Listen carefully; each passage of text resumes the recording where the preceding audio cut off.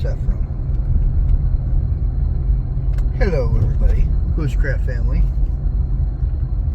Going back to work after 2 days off.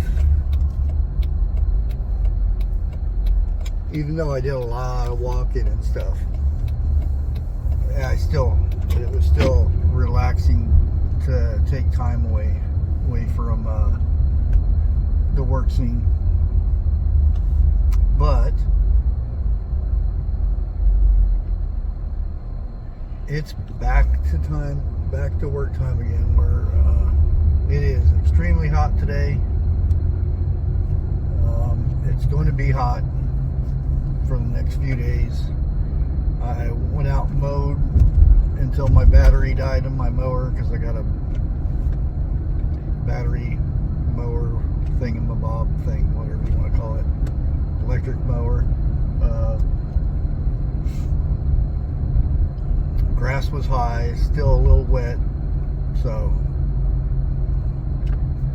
I got a few more runs to make on the grass in the back. My garden tomatoes are going nutso. I'm gonna have to start tying them up and stuff, because yeah,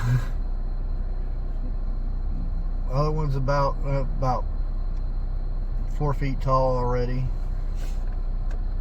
Not doing too bad. I haven't trimmed them or anything. I probably won't. I'll just let them do their thing. Same thing with the Roma tomatoes. They're doing good. I've got to figure a way to stake up the other ones, see how they do. And like I said on the live that I did last night, I talked to a fertilizer guy who's making his own fertilizer, and the stuff where he's getting it, and really good stuff. And I'm going to do an experiment on a few things to see how well this fertilizer does. And I was telling him what I use for my fertilizer and stuff, which I'll probably run out this year since I don't have the rabbits. But worm castings and rabbit droppings, that's what I've been using. Seems to do the job.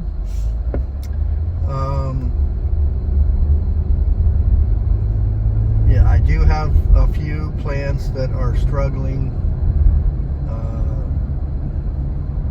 mainly because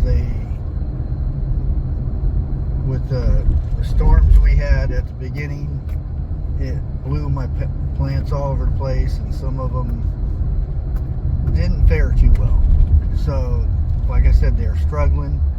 And I have another one where it looks like something tried to dig them up and didn't catch it in time, and they're struggling. So some of the peppers may not turn out so hot. So we have that to look forward to.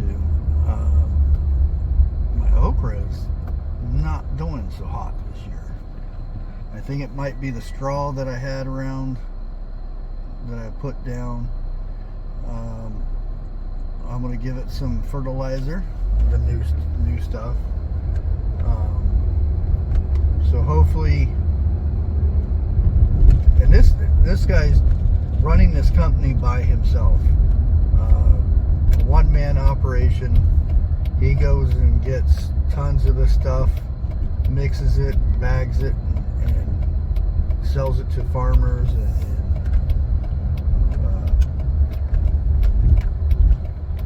dairy farms and stuff like that. So should be pretty interesting to see how things work out. I was kind of drawn to this guy because being him working by himself and everything, trying to get that business going, it'd be so great, like in 10 years This guy has stuff in all the feed places and garden centers and stuff like that. And maybe I help him just a little bit. That'd be so cool. Man, the gas has went up like crazy, and I'm assuming it's because of stuff that's going on over yonder. Well, I was hoping this car would cool off by the time we got up to work here. Why do you have to turn in the middle of the road to make a left-hand or right-hand turn?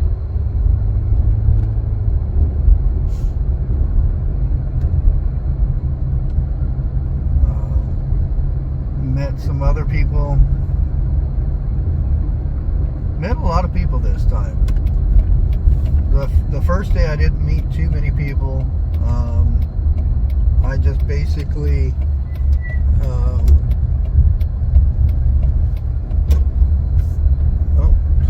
somebody emptied the hopper. Interesting.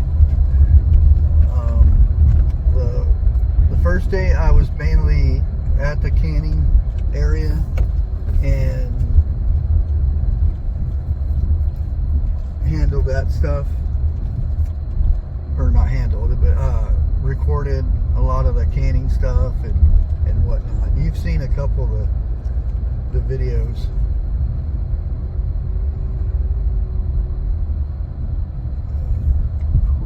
Here looks like a good place.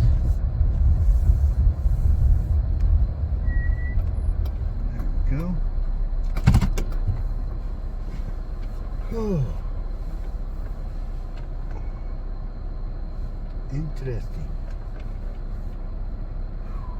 It is going to be a hot one. I can just see it. Oh, we just had a delivery too. Hopefully it's nothing I have to haul back too much stuff. But like I said, I got to meet quite a few people the second day. I was trying to get some interviews, but it was really hard for people to get away from their booths and just focus 15-20 minutes on talking to me, even though they still did. But I did line up, you know, got some cards and stuff, and I realized if I'm going to do these things in the future, I need to have cards to hand out to people and whatnot. And I have, and like I was telling Tammy yesterday, somebody had contacted me a few months ago about going to, did I say Millersburg? I don't know. I think it was Millersburg. Anyway, they had some kind of a thing going on, and they were looking for people to fill speaking spots and teaching spots, and I think it might be very, very interesting if I try to focus on a certain type of subject and do a lot of research and do some speaking on that, and then maybe that'll open up some other speaking arrangements and stuff like that. Because like I said, I had quite a few people that I was talking to. There were herbalists there. There was a lot of people making tinctures, the basic stuff, and selling them for quite a big amount. And a lot of them were suggesting that I get into it myself. And the one lady that was selling tinctures and some teas and stuff, she had just been doing it for about 6 months. And I said, wow, I've been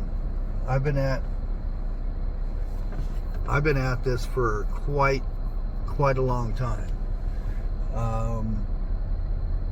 because and realistically, I'll probably never get to be at that goal. You need 800 hours to become a certified herbalist.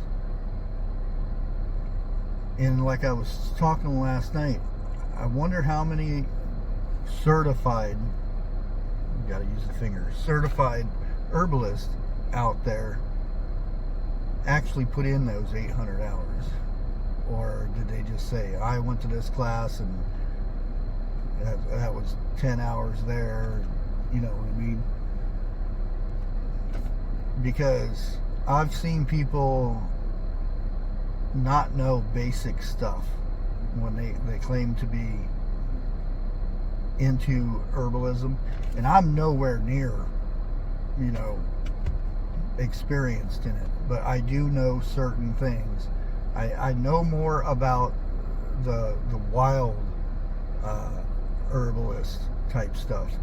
I mean, you can grow your own stuff and everything, but there are some things that you get in the wild